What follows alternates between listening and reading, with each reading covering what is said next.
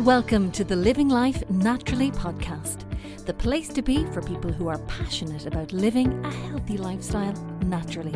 Let your host, Lynn Wadsworth, help you overcome the challenges of creating a healthy lifestyle, even through perimenopause and menopause, so you'll take on your day more confidently, feel fully energized, find more balance of mind, body, soul, and ignite your spark.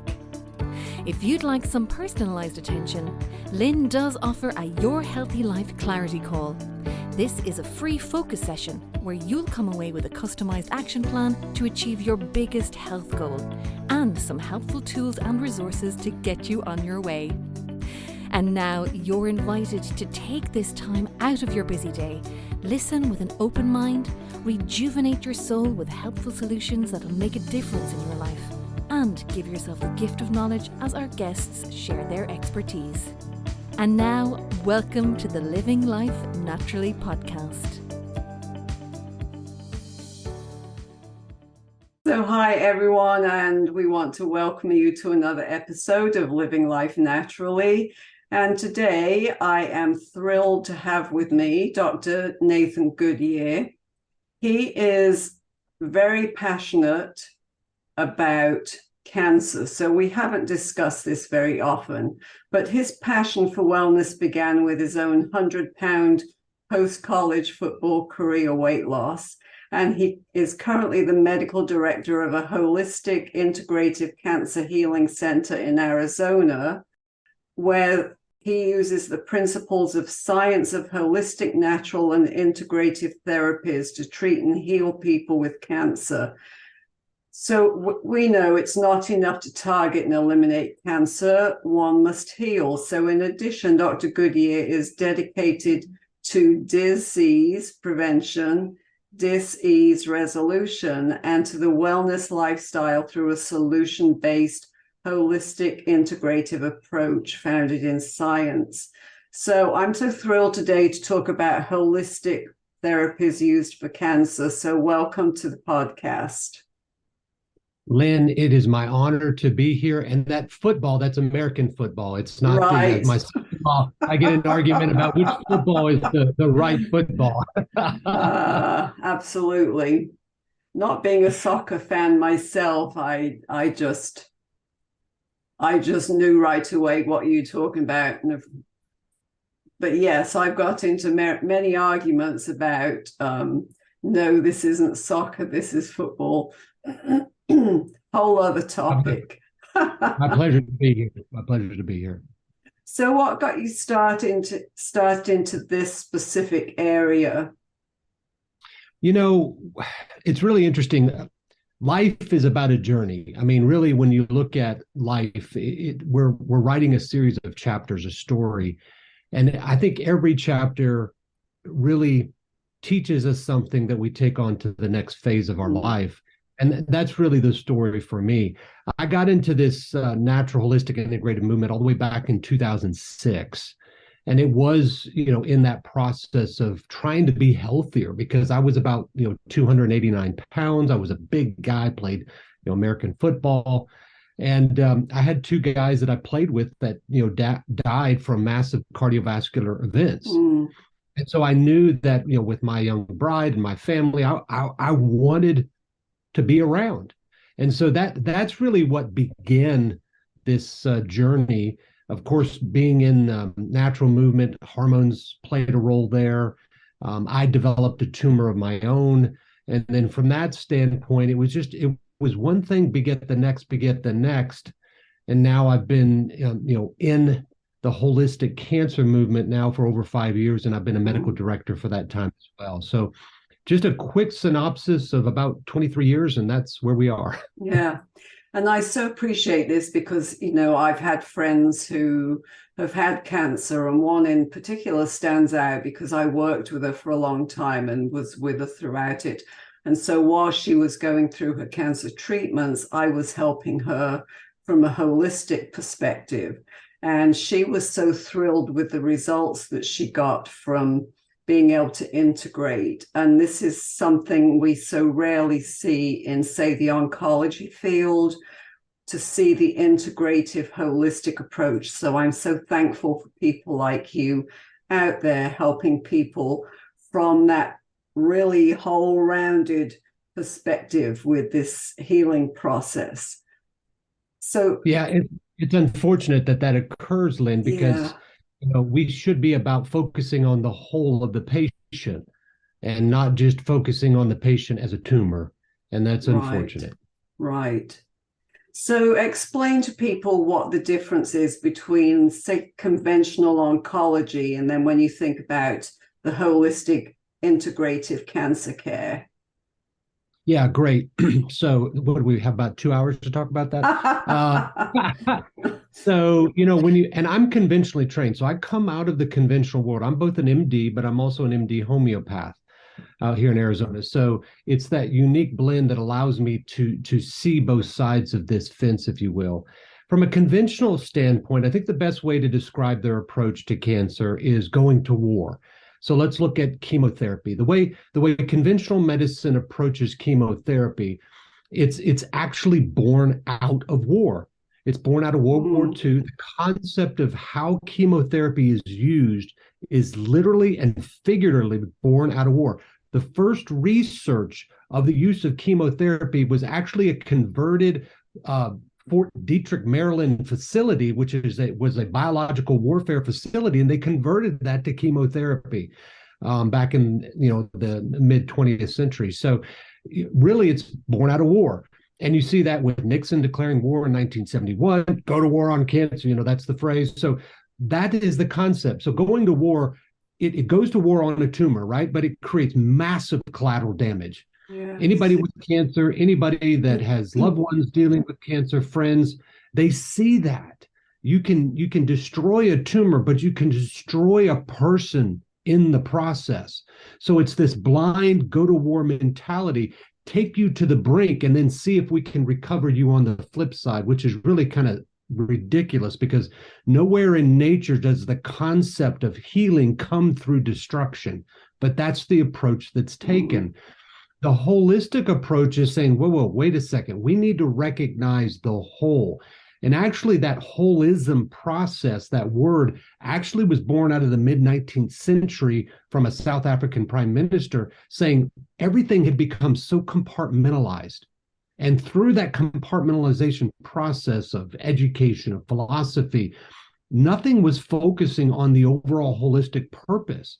So when a patient comes to my office at Brio Medical, where I'm the medical director, and they say, I have cancer, their goal, of course, is to eliminate the tumor and the tumors, but it's to be whole, it's to be well.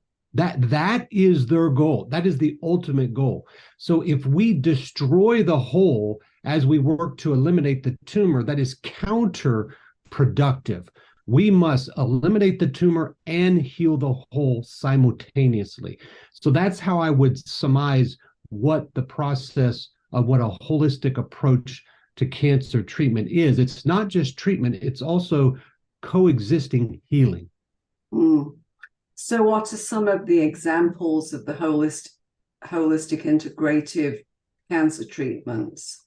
Yeah, so one example is, when you look at, keep going back to the full dose chemo perspective, because I think it's front and center as a good example, is it destroys the immune system. Right. Surgery destroys the immune system. So when you have full dose chemo, if you shrink a primary tumor, which studies have shown it can, it destroys the immune system in the process and sets the stages for the metastatic spread of the cancer. Now, that would take a localized disease process to a systemic disease process. That would take a process from stage 1 to stage 4.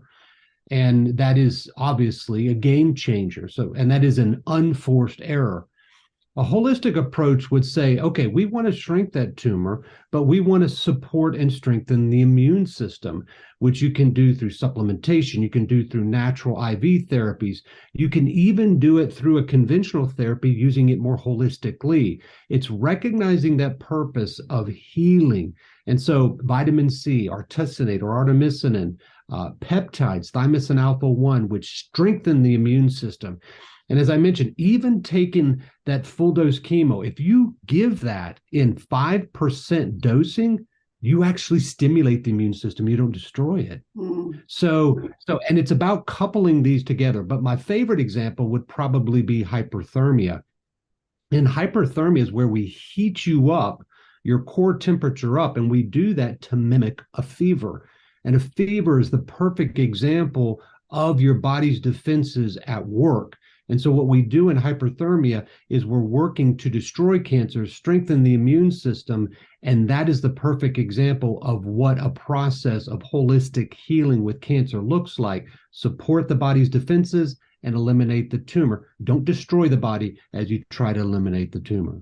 Those are just a few examples of the many, many examples that we can utilize to actually heal as we eliminate the tumor. And so how about with nutrition? How does that play a role? Everything begins with nutrition. I mean, you can't, everybody will focus on the shiny object, which is the IV therapies and those kind of things, but nutrition is foundational. What we know through nutrition is it impacts the gut bacteria. And we know that gut bacteria impacts systemic inflammation. We know that systemic inflammation impacts the process of disease. And remember, dis-ease literally means the lack of wellness. That's what those words mean. And so if you want to change the environment, which is critical to eliminating cancer and keeping cancer from coming back, you must work in the diet. But it's not just that you're eating healthy nutrients, it's the ripple effect through the body, through the gut, through the systemic inflammation process, through the immune system. It's like throwing a small pebble into an early morning pond. It ripples through the body. That's the only way that you can change the environment, but more, it's an active part of treatment as well. Because studies have shown that by changing the gut bacteria, you can actually improve the effectiveness of treatment and reduce the side effects. Now, that's looking at it from a conventional standpoint, but nutrition is a pillar of the process of really, it should be the pillar of process of all treatments for cancer, but it absolutely is for a holistic, natural, or integrative approach. Yeah, I'm glad to hear you say that, because the gut is something that so many conventional doctors do not really talk about, and that good gut bacteria. So what are some of the foods that you would suggest to people to eat to help that gut bacteria? Yeah, obviously a plant-based diet. What I would say there is, and it doesn't have to be, vegan. It doesn't have to be raw. But what we need is a good support to particular groups of bacteria. And that can be done through especially green leafy vegetables that grow above the ground. Of course, yellow and purple and other vegetables grow above ground as well. But the green leafy vegetables are very important. So let me give you an example of one study. There was a study back in the mid-2000 teens that they were looking at microRNA. MicroRNA is just small little fragments of material that comes from the DNA. And they were looking at it from broccoli. And they actually followed that from broccoli through the gut into the systemic circulation. And they found that it actually changed estrogen metabolism. So what you're seeing there is one example of why mom said, eat all your broccoli on your plate. She knew better, but it's because it was rippling through your diet, into your gut, into the systemic circulation to actually affect hormone metabolism and affect breast cancer risk. So, broccoli, the cruciferous vegetables are probably, if you have to say, okay, one example, I would say the cruciferous vegetables are very important to have a heavy, heavy component in your diet. Doesn't have to be raw, but I would say that is a critical component. And then, of course, I think the other thing is all the junk we put in our diet that has no place to be in there. So I think if you remove all that junk and I think we return to that more plant-based diet, I think that's going to be and I try to, with nutrition, Lynn, I try to really keep things simple. because people can get so bogged down in details with nutrition. But cruciferous vegetables, that's the way to go. Well, I would think they especially get bogged down when they're going through any kind of cancer treatments and they feel nauseated all the time. It's very hard to find a balance there in how they can keep up their. There's great natural therapies to combat even something like nausea. Peppermint, ginger, these are fabulous natural therapies, whether that be in a tea, whether that be an essential oil. These are fabulous natural therapies that we use. We use homeopathics, Nux vomica, and other things to really focus on even there reducing side effects. Oh, that's awesome. So tell me, what is it about cancer that kills? Wow, that's a great question. I've been doing this a while, and I don't think I've ever had that question asked. So, I think there's a lot of reasons why, but when you can see a lot of different people with cancer, some people don't look sick at all, right? You go, well, why are you here? Well, I have stage 4 whatever cancer. And well, I don't see that. And then some, you don't know what kind of cancer they have, but you can tell they're very sick.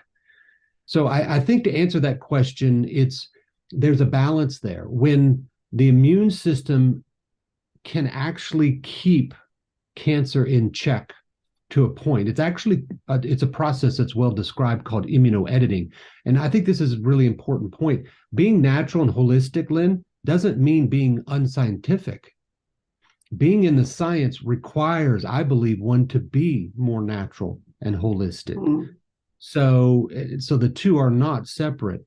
But anyways, so looking at that, there's a balance. When the balance of the tumor, the dysfunction of the tumor, like on a teeter-totter, starts to weigh heavier, then the normal cells, the normal function, the normal physiology of the body cannot do what it needs to do on a day-to-day basis. So when the cancer, like a tumor, just overwhelms the body, it really starts to destroy the body's ability to do its normal day-to-day functions. Kidneys can't work, liver can't work, immune system can't work. You get predisposed to secondary infections. So a tumor is basically a group of cells that adapt in the short term to survive. And in that short-term adaptation to an inhospitable environment, it makes perfect sense. But in time, it becomes something that develops a life of its own and starts to become a detriment to the body. And when that balance tilts too far and it spreads, then the normal cell-to-cell, day-to-day operations of the body, that is to heal itself, becomes impossible. I would say that's what eventually leads to the death of the individual. It's when that balance tilts. So what would you recommend, or what would your tip be to a person who's living their life and that they want to prevent cancer? So how can we best deal with that? Yeah, that's the best place to be, right? Because what I tell people is that there's 2 answers to cancer. One, never get it. But I don't know anybody that has cancer says that this was my goal. So obviously that's a hard goal. The second is the immune system. Now, just a little bit of some startling information, that there are current estimates coming out that by the year 2030 to 2035, 1 in 1 adults in their lifetime will be diagnosed with cancer. Okay. So it's going to become more and more important to be in that preventative strategy. It's about lifestyle, not complicated, not taking a bunch of supplements, not taking the right supplements. Those can definitely be helpful. Don't get me wrong there. It's about nutrition. It's about stress management. It's about exercise. It's about relationships. It's about sleep. It's about, connecting the body, the mind, the spirit. All of these, though they're just simply lifestyle, they are incredibly powerful to keep a person balanced and to be proactively preventative.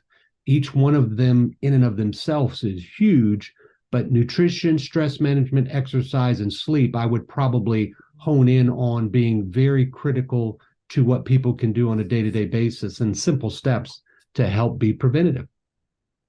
And I would think that, so I'm thinking about the immune system. I think that that plays such a large role. Is there something that we can do on a day-to-day basis to strengthen our immunity? Yeah, several different things. One is, sleep, good sleep.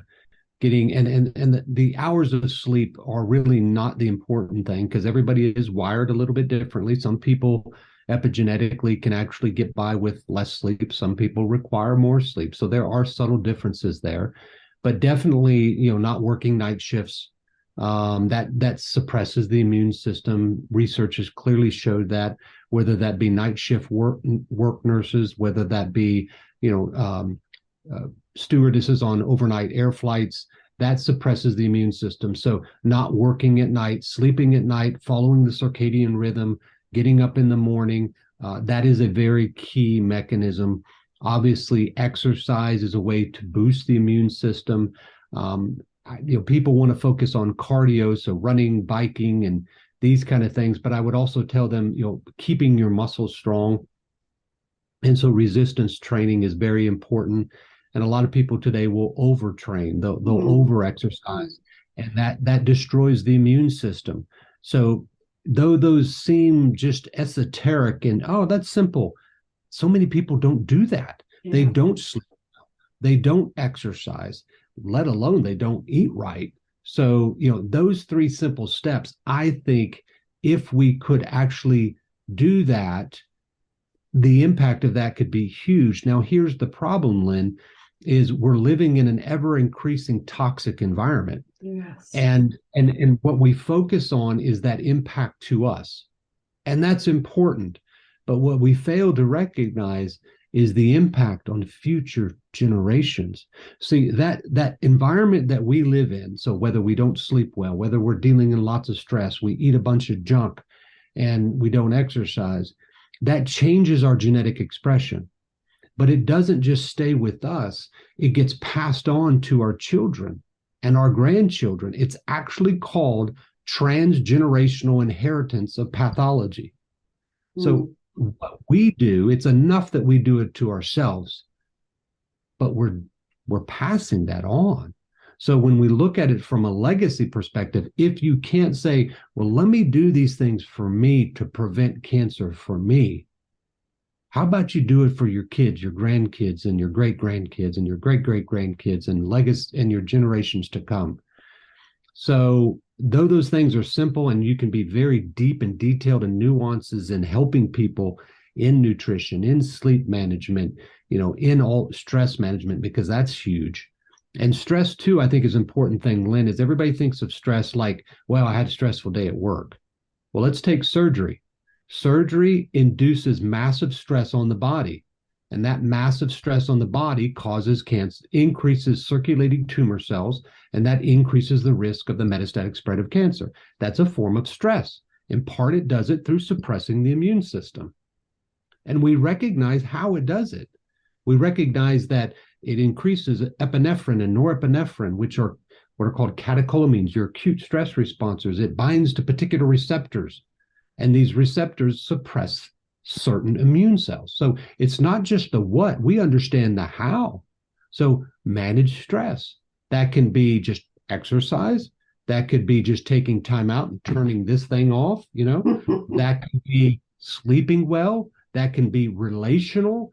All of these are critical to that process. And then it can be herbal, right? So ashwagandha, just great herbal strategies that have been around for generations and thousands of years.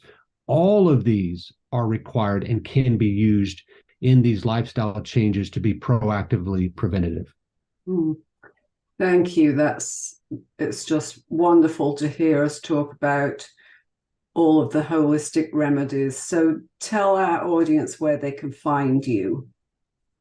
Yeah, well, they can find me a lot of different places. I do have a big mouth. So I do that, Lynn, because, the word physician in Hebrew, it's rofeh, it literally means healer.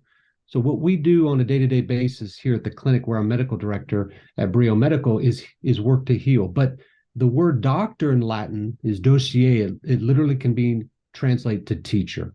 So one of the things I like to do is teach. So they can find me at several different spots at brio-medical.com. That's the website where I'm medical director. But they can also find me on my personal brand website, which is drgoodyear.com. There you'll find my podcast, Practicing with Dr. Nathan Goodyear, where I go deep, deep, deep dives on the science behind integrative cancer, holistic cancer, natural cancer, and the whole world of integrative medicine.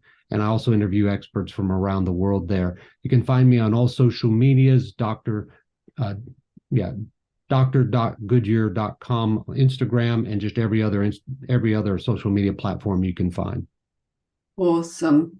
I really so appreciate you taking your time out of your obviously busy schedule and sharing some of these wonderful tips and strategies with us. And I think it's wonderful to have somebody that will do it integratively. Yeah, holistic, natural, integrative therapies. All you got to do is let the science lead the way, because holistic, natural, and integrative therapies, they're all supported in the science. Just because a conventional doc doesn't recognize it doesn't mean it doesn't exist. You may have somebody who says, I don't believe in gravity. So try that walking off the ceiling, off the second floor. Whether you see it or believe in it, it's there. Okay. So the science is all there to support that. So when people inherently know that this is what they need to do for their bodies, be strong and confident in it. Just find the doctor that's out there. Yeah. Thank you so much for joining us today. It's been a pleasure. Lynn, likewise. I love hearing your accent. Thanks. You've been listening to the Living Life Naturally podcast, where we're on a mission to inform, inspire, and encourage women to live their best and healthiest life, confidently, joyfully, and free from what's been holding them back. For show notes and free resources, visit holistic-healthandwellness.com. You should also check out the Energized Healthy Women's Club, a private and free community on Facebook for women on a mission to live healthfully. And of course, we'd love to have you join us, so if you're not yet a member and would like to be, please reach out and let us know. Don't forget to follow us on our social channels, and if you enjoyed this podcast, why not share it with your friends? If you found good value, chances are they will too. Thank you for listening. Until next time, live your life naturally and joyfully.